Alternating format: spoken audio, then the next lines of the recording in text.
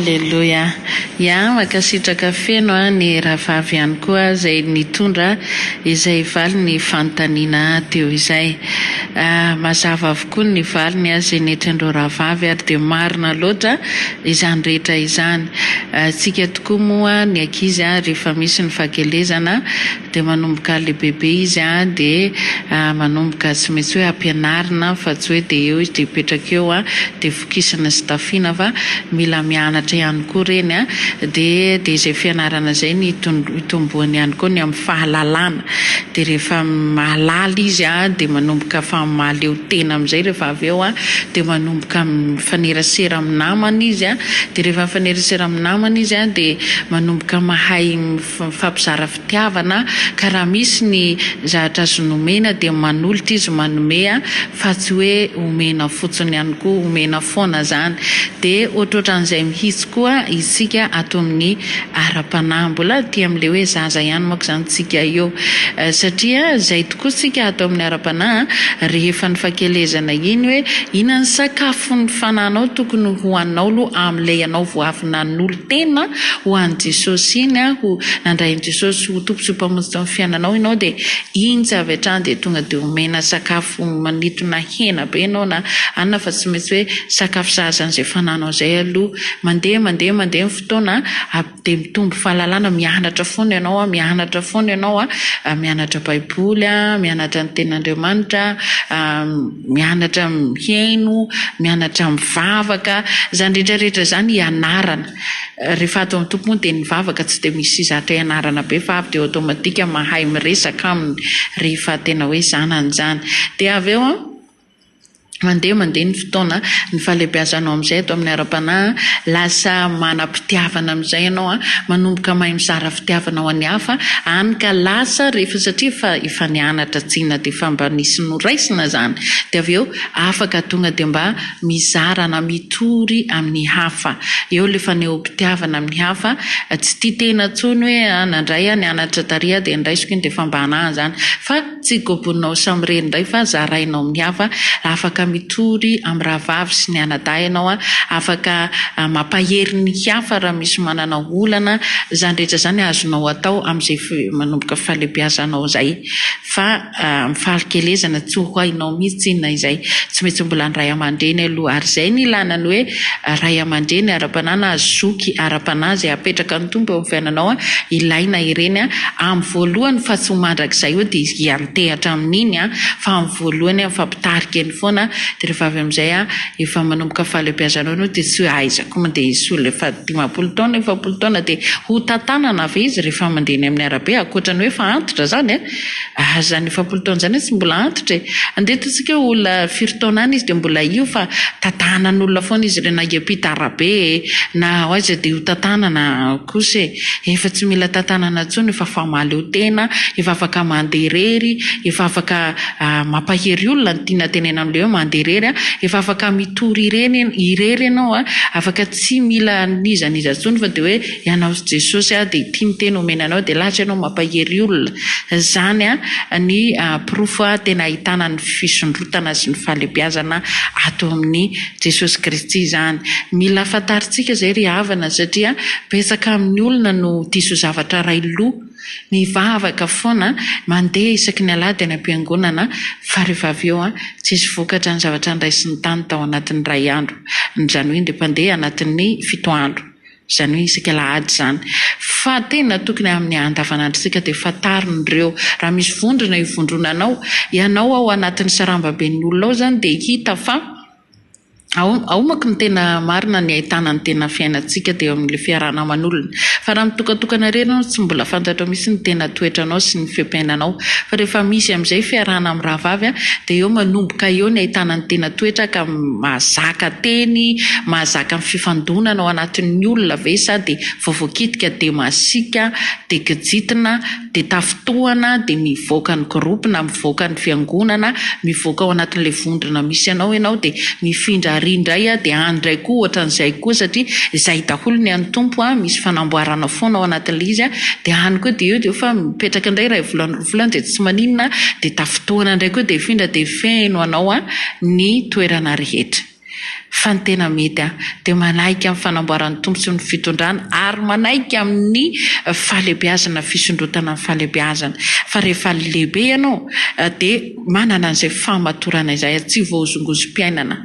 ny olon-dehibe dia tsy mba mora mipanika amin'ny zavatra n'izao tontolo izao tsy mba mora kivy izy amin'ny fiainana fa manana finoana hijoroana foana ary na inon'inona zavatra fafy eo aminy eo dia fantan'izay noana atỳ amin'izay fahalehibiazan'izay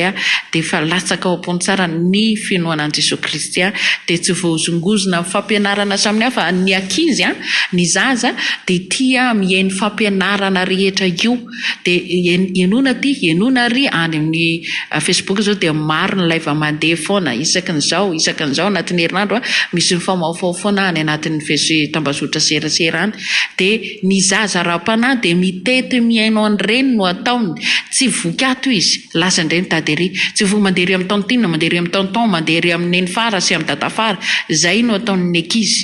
dia izy no fa fomba mihinana ihany amin'ny ray aman-dreniny ao fa lasa izy mitady amin'ny foana fotoany fa zay ny ahavoky azy sy ny hoe azahoany fahasalamana kokoa na hoe mba mahazo tombony kokoa izy zay ny ankizy zay dia ohatrohatran'izay koa tsika ato amin'ny ara-panahy tiana ianona daholo ny fampianarana rehetra io dia jerena fa dia mihevitra fa aty misaratsara kokoa aty mety amin'ny fanahiko ty ato ny ohatran'izao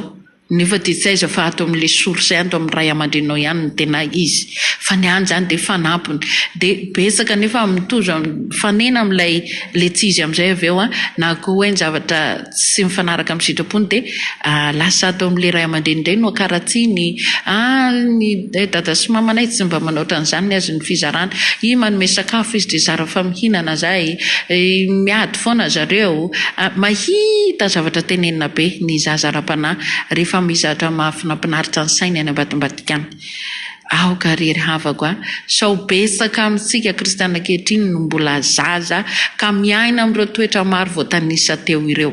fa tokony hisy ato anatsika ny fahamatorana fantaro iza le tena ivavanao sy hijoroanao ary inonao dia Jesosy Kristy tsy anarana fiangonana ary tsy anarana toerana vondrona gropy sy ny sisa fa tena anarana Jesosy ary rehefa io ny tafalatsaka ao am-ponao ianao tsy mba tia mitady ary sy mitady aty mihaino ry ny atony metimety kokoa ny ato sy dia mety ny atony tsapatsapainao daholo reny rehetra ireny tady efa fanina dia tratra n'ilay sangotom-panina dia mianjera ny farany dia sarotra indray natafarina anao raha mianjera amin'izay ka mampahery antsika rehetra raha vavy sy anadato amin'ny tompo mahery antsika amin'izao fampoanan'ny tompo izao ary fantaro hoe ohatra ny hoana ny plasinao amin'izao fotoana izao mbola tena le zaza misotoronona sa efa mba le bebe efa ampianarina dia le fampakatony teny sa le mbola tsy mety raisinao foana zay tonga eo dia le efa mba mandeha rehetra mbola tantanana foana ihany koa mbola le tia miantso anampanompon'Andriamanitra sa efa mahahony tena rery mivavaka efa manana le finoana hijoroanao an Jesosy ianao sa mbola minomino ny anaram-piangonana sy ny olona zay hitanao fa mirehatra izay ve ny inonao zany rehetrarehetra zany fataro amin'ny tenanao izany dia jereo tsara aiza ho aiza amin'ireo rehetrarehetra reo ianao sy ny tenako ankehitriny isika rehetra miara-mandinika miara-mijery tsara fa satria Jesosy rehefa ho avy moa hita finoana ity amintsika va izy ahita le finoana aty anatsika ve izy sa mbola maro ny zavatra mbola tena mbola mila ezaka eo amin'ny fiainako sy amin'ny fiainanao amin'izao fampoanan'ny tompo izao jereo tsara fa tsy maintsy misy ray amin'ireo na roa na telo na efatra amin'ireo ny fiainako sy fiainanao anatin'indray andro dia sa miara-mandiny tena fa mbola tsy tara fa mety amintsika amin'izao andro ankehitriny izao no mandiny tena malona an'izany fiampiainana zaza ara-panahy sy ny hoe matotra ara-panahy dia samita ny tompo daholo ia tsy mainka ny irarisoa aloha fa any amin'ny farany vao hiteny hoe sameta ny tompo fa tsaratsara kokoa ngambany andao isento kely aloha tsika amin'ity hira ity dia aorianan'izay dia handray ireto raha vavintsika roa vavy ireto handray azy ireo indray hiheno an'izay valiteny avy any amin'izy ireo izany ka andao aloha isentotsika atao anatin'ity hira izay tena hoe mitondra hafatra ho amintsika rehetra ity ka dia mino finaritra ary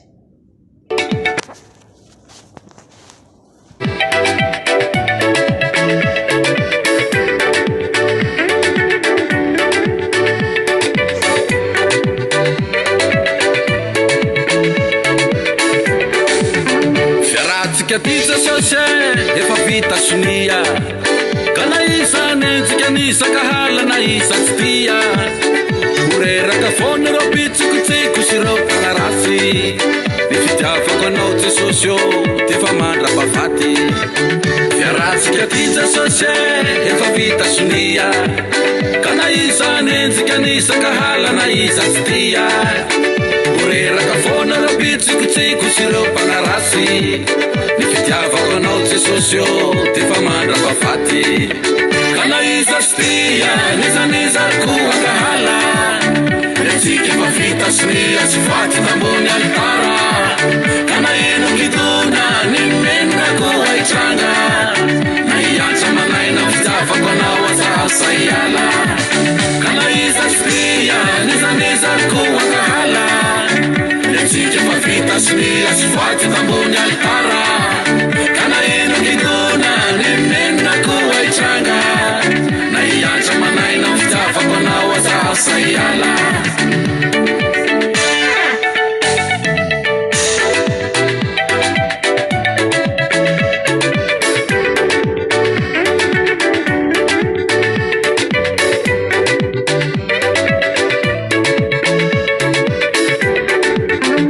Saiko anao Jesosy lite folo sakaisaky talo anao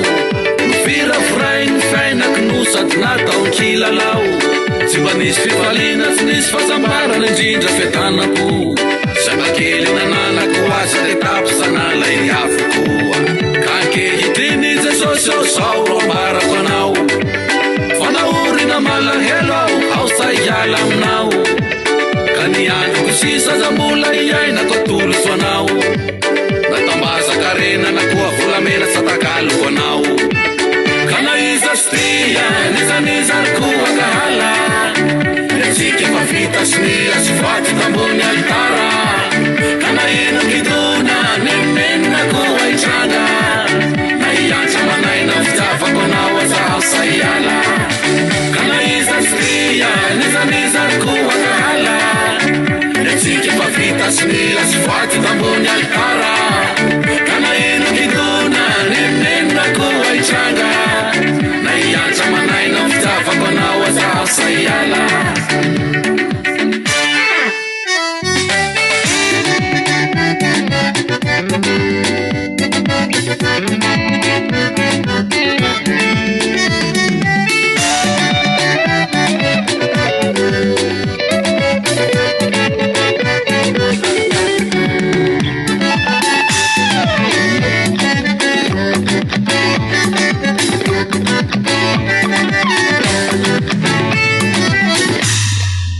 Kana isa stia nizanizariko angahala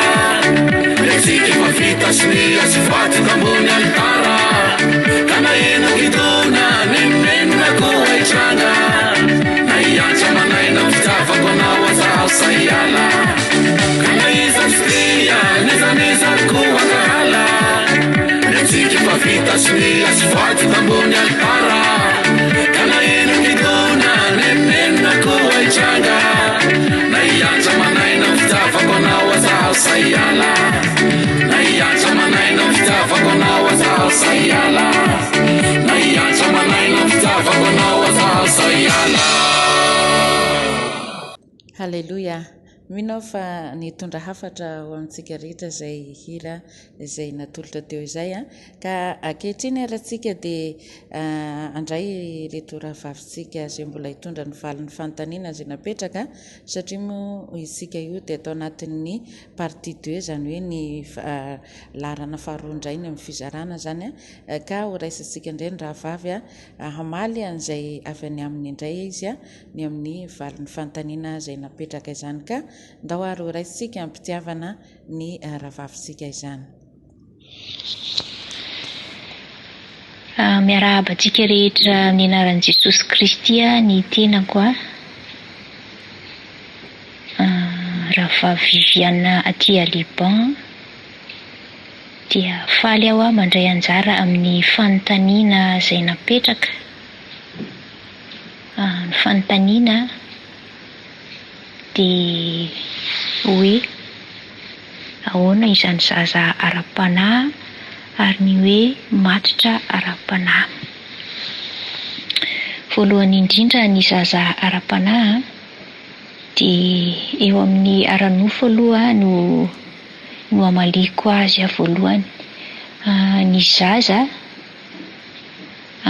rehefa ateraky ny ray aman-dreny dia araka n'izay mahazaza izay raha vao latsaka fa any am-boaka mihitsy izany ny zazakely dia ny ray aman-dreny no mididy azy amin'ny zavatra rehetra. Mila ho kolokoloina iny vao ho lehibe ho tonga ho matotra. Dia ny ray aman-dreny no mamana sy mikolokolo azy mandra-pahalebehany. Dia mandra-pahamatotra azy mandeha tsikelikely izany ny fikolokoloana n'iny zaza iny mbola fahananao izy rehefa misakafo dia rehefa mianatra mandeha indray izy dia mbola ampianarinao mandeha koa izy dia rehefa kelikely indray izy dia miditra any an-tsekoly dia mbola manabe azy ny mpampianatra mikolokolo azy dia mbola manampy mifanampy koa ny ray aman-dreny sy ny mpampianatra mbola mikolokolo azy amin'ny fianarana izay ataony. Rehefa tonga kelikely indray izy dia mematomatotra dia efa mematoka-tena. Rehefa mematoka-tena amin'izay izy dia lasa mandeha irery izy mandeha any an-tsekoly dia omenao azy ny gotiany dia izy andray no misafidy ny gotiany fa tsy ampitondrainao intsony ilay gotiany. Dia rehefa mandeha ihany izy dia mialehibe hatrany dia mitombo koa ny saina dia mivelatra koa ny saina satria mahazo fanabeazana ao amin'ny fianarana izy dia mahazo fanabeazana ny torohevitra avy amin'ny ray aman-dreny izy dia mitombo hatrany izy dia mihamatotra mandra-pahatonga any amin'ny fanambadiana hoe any amin'ny tokantrano izany. Tahaka an'izay ny zaza ara-panahy amin'ny ara-nofo izay mbola zaza ara-panahy izy amin'izay izany. Dia ho raisiko indray ny ara-panahy rehefa mbola kely ny zaza ny zanakitsika ireny dia hoentintsika any am-piangonana. Dia ao am-piangonana ao mampianatra ny zaza koa mampafantatra hoe iza izany Jesosy izany, iza no namorona ny voninkazo, iza no namorona ny zavatra rehetra izay iainantsika. Dia manomboka hatrany amin'ny voalohany indrindra no ampianarana ny zaza. Dia mahatakatra koa izy mitombo hatrany koa ny saina dia mahafantatra hoe Jesosy namorona ny zavatra rehetra dia namorona azy koa. Dia mitombo hatrany andray ny saina dia matomatotra izy dia mahafantatra izy hoe tena tia azy Jesosy, miaro azy Jesosy. Dia rehefa tena hoe matotra amin'izay izy mahafantatra fa hoe tia azy Jesosy, mamonjy azy Jesosy amin'ny zavatra rehetra izay ataony, dia miroso eo amin'ny ranon'ny batisa ny olona anankiray manomboka mandray an'i Jesosy ho tompo sy mpamonjy ny fiainana izy dia manomboka mimatotra izy. Dia manomboka mimatotra amin'izay izy dia rehefa miroso eo amin'ny ranon'ny batisa izy dia mbola mila tohana ara-panahy satria eo amin'ny firosonan'ny ranon'ny batisa indrindra no mbola maro ny fisedrana sy ny fakam-panahy izay mety mahazo ny olona anankiray. Dia mila tohana izy avy amin'ny olona matotra ara-panahy. Dia ny matotra ara-panahy izany dia ny olona izay efa nandray an'i Jesosy Kristy ary manao fanompoana ao amin'ny tranon'Andriamanitra, manao ny sitrapon'Andriamanitra ary manao ny fahamarinan'Andriamanitra mandra-pahafatiny na hoe mandra-poavin'i Jesosy raha mbola velona izy ka tonga Jesosy. Izany hoe manao fanompoana. Dia ny ahatonga eo amin'ny hoe matotra ara-panahy zany dia mila asa, mila manao ny asan'Andriamanitra. Mila manao ny asan'Andriamanitra ahatonga antsika ho matotra ara-panahy, satria ny zavatra izay ilaintsika rehetra dia ao amin'Andriamanitra irery ihany, ary izy ny tompon'ny hery sy ny fanahintsika. Ao amin'ny ihany no misy fanahy mahavonjy, dia ahatonga ny olona ho matotra ara-panahy dia manao ny fahamarinan'Andriamanitra sy ny sitrapony rehetra. Dia izany dia hoe mifanampy ny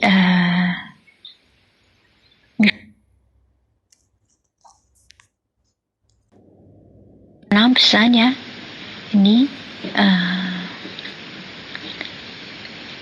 ny ray aman-dreny ara-panahy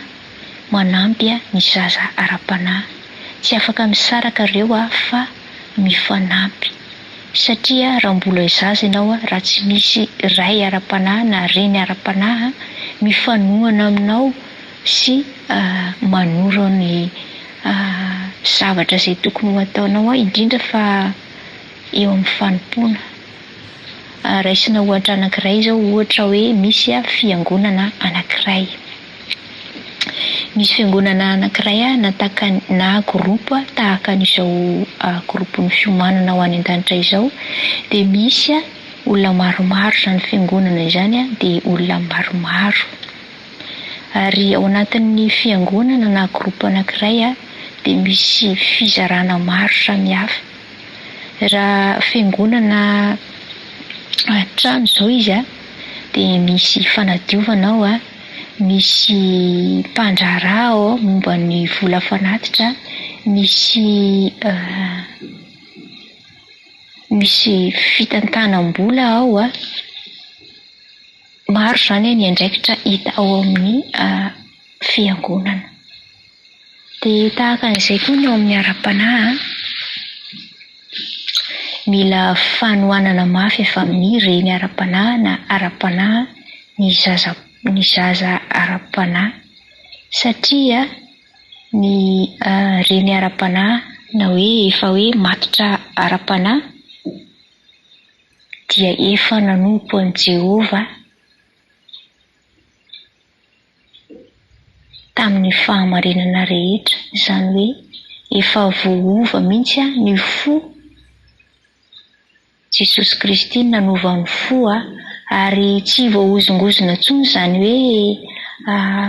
matotra ara-panahy izany na inona sedram-piainana sy sedra-olana izay mianjady amin'ny olona efa matotra ara-panahy dia tsy mahakivy azy izany, satria manana an'i Jesosy Kristy. Rehefa manana an'i Jesosy Kristy dia afaka mijoro amin'ny zavatra rehetra fa tsy voahozongozona na inona. Ankehitriny izao tsika dia ao anatin'ny ady sarotra, izao tontolo izao mihitsy ny ao anatin'ny ady sarotra, dia mandalo olana ny tsirairay avy, fa ny olona manana an'i Jesosy Kristy na hoe efa matotra ara-panahy dia tsy ho voahozongozona, ary tsy kivy, tsy ketraka, fa mijoro amin'ny alalan'i Jesosy Kristy. Amen. Dia voninahitra ho an'i Jesosy irery ihany dia mankasitraka antsika rehetra naharitra ny aino hatramin'ny farany. Amen. Amen. Halleluia. Ia, dia mankasitraka koa ny rahavavitsika izay danaiky nataon'ny tompo fitaovana nitondra izay valiny fanontaniana izay. Mazava sady marina loatra ny valiny, teny hoe miavaka tsara mihitsy ny hoe zaza olona ara-panahy hoe zaza ara-panahy sy ny hoe olona efa matotra amin'ny ara-panahy. Izany hoe raha mbola zaza zany ny olona raha vao nateraka indray izy a dia niditra tamin'ny batisy izy a dia aorianan'izay izy a dia manomboka izy zany tsy manalavitra ny renina ny ray ara-panahy na ny zoky ara-panahy satria manomboka eo izy ny tena hiatrika fiainana amin'izay. Tsy maintsy marina zavatra hisedra aminy dia raha izy rery no mandeha onjonjony izy samirery a dia tsy maintsy mianjera foana izy ary tsy maintsy misy fahavoazana kely mahazo azy fa tsy mety zany raha tsy miaraka amin'ny olona lehibe ara-panahy izy a mba hahafahany mitantana azy a manoro azy a manoro hevitra azy a manolo-tsaina azy a sy ny sisa rehetra izay efa voatanisany rahavavintsika teo. Ankehitriny tsika dia hiaino ny valiteny rahavavintsika ihany koa manoloana izay fanontaniana napetraka izay ka dia horaisitsika ampitiavana rany rahavavintsika. Faly miarahaba-tsika rehetra ny tenako ary manana fiadanany tompo amintsika tsirairay aby. Volatiana tia Liban amaly fanontaniana dia fanontaniana voaloha hoe ahoana ny zoky ara-panahy sy ny zandry ara-panahy. Ny zoky ara-panahy dia olona miaina amin'ny tenin'Andriamanitra ary mazoto manao asan'ny tompo, mazoto mivavaka, tsy kivy amin'izay rehetra anirahana azy amin'ny fitoriana filazantsara dia tena manao ny asan'ny tompo, ampitiavana, ampahendrena ary ampanetretena. Ny zandry ara-panahy kosa dia malaina, tsy dia mivaky loha, rehefa te hivavaka dia mivavaka, rehefa te hamaky teny dia mamaky teny ary dia tsy mahatody hatramin'ny farany fa resy tory mihitsy azy indraindray eo am-pitoerana famakinany teny ka mahatonga fahakamoana dia tsy miasa ny tenin'Andriamanitra, tsy miasa aminy ary tsy mahitana